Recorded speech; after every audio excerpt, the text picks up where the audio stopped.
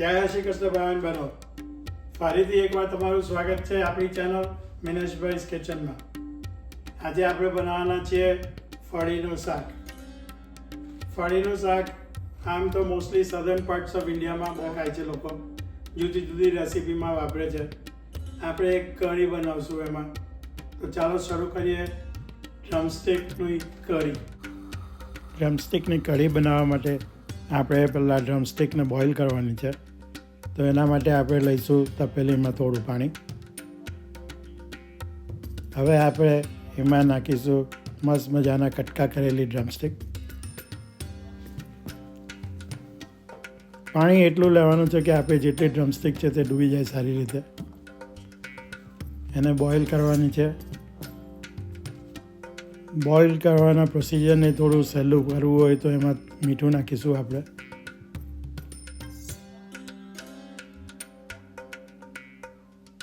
મીઠાવાળા પાણીથી સરસ મજાની બોઇલ થઈ જશે.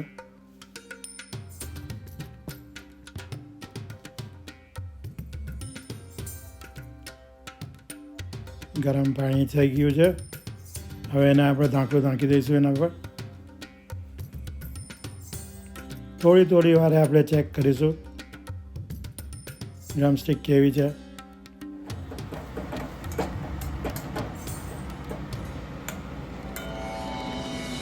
બોઇલ થવા દો.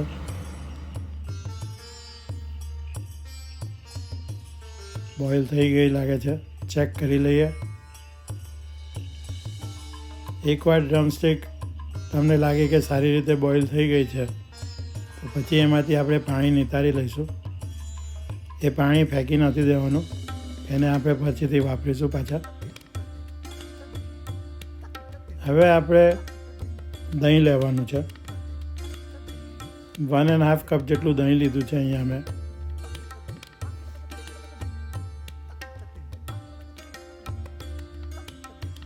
એની અંદર આપણે નાખીશું ચણાનો લોટ. 3 ટેબલ સ્પૂન જેટલો નાખ્યો છે.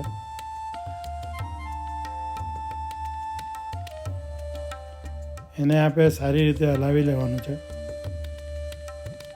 મેક શ્યોર કરવાનું છે કે લોટના ગટકા નહીં રહી જાય.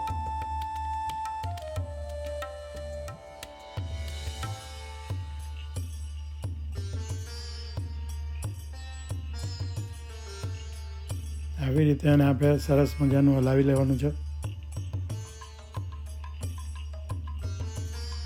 લોટ બરાબર મિક્સ થઈ જશે દહીંમાં.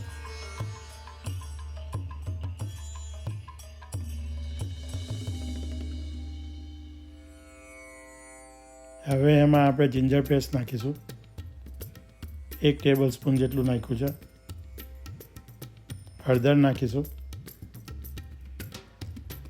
એની માત્રા બી ઓલમોસ્ટ એટલી જ છે. કોરિએન્ડર પાવડર નાખ્યો છે 1 ટેબલ સ્પૂન જેટલો. હવે એમાં ગ્રીન ચીલી પેસ્ટ ઉમેરીશું. તમને જેટલી તીખી વસ્તુ જોઈએ છે એટલું નાખવાનું છે આમાં. જીરું પાવડર,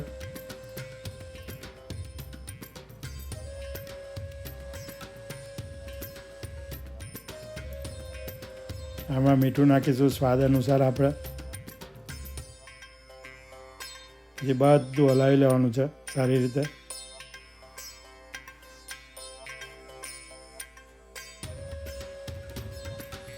નોર્મલ મસાલા કરવાના છે. દહીંને હલાવી દેવાનું છે સારી રીતે, બધું મિક્સ થઈ જાય બરાબર. હવે આમાં આપણે જે પાણી નિતારીને કાઢેલું તે પાણી નાખવાનું છે.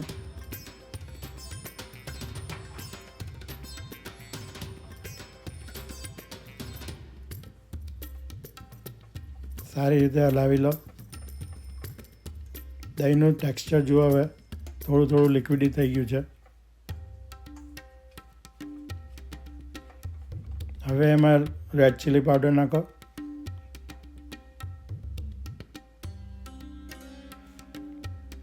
પછીથી જરાક ચાખી લેવાનું છે.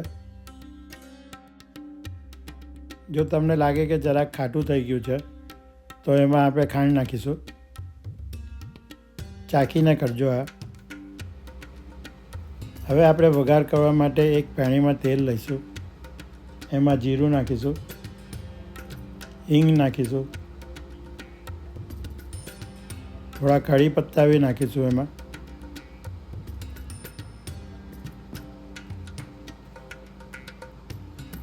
જીરું, હિંગ ને કઢી પત્તાનો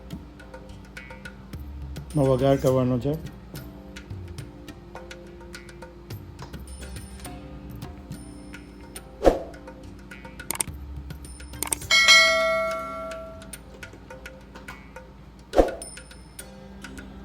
તડ તડનો અવાજ આવશે ત્યાં સુધી એને ગરમ થવા દો.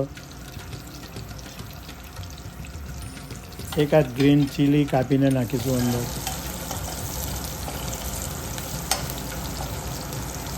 જેમ જેમ એ ગરમ થશે એમાં સુગંધ સારી આવશે.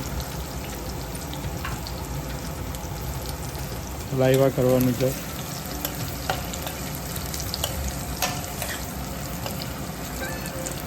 બારી નથી નાખવાનો. મરચાં થોડા નરમ થઈ જાય આપણા એટલે એની અંદર આપણે આપણું દહીંનું મિક્સચર નાખી દેવાનું છે.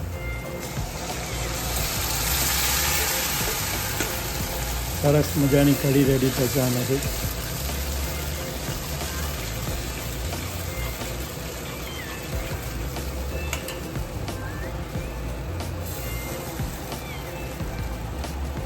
અને તમારાથી ઢાંકીને થોડી વાર ગરમ થવા દેવાની છે. બળી નહીં જાય તેનું ધ્યાન રાખજો.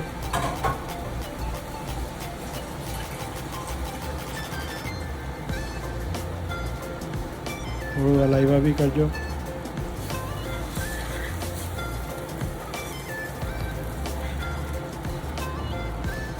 સરસ મજાની સુગંધ આવે છે.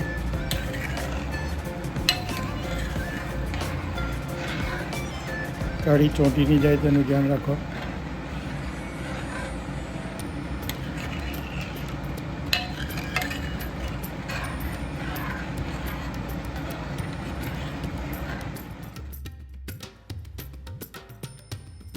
હવે આપણી ડ્રમસ્ટિક આમાં નાખી દઈશું આપણે.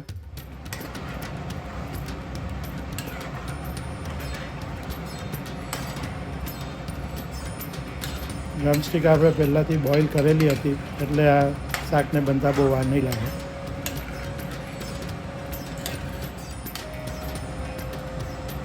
આપણું શાક ઓલમોસ્ટ રેડી જ છે. ધાણા નાખી દો ઉપરથી ગાર્નિશ માટે. આપણી ડ્રમસ્ટિકની કઢી રેડી થઈ ગઈ છે. બાઉલમાં કાઢો એને.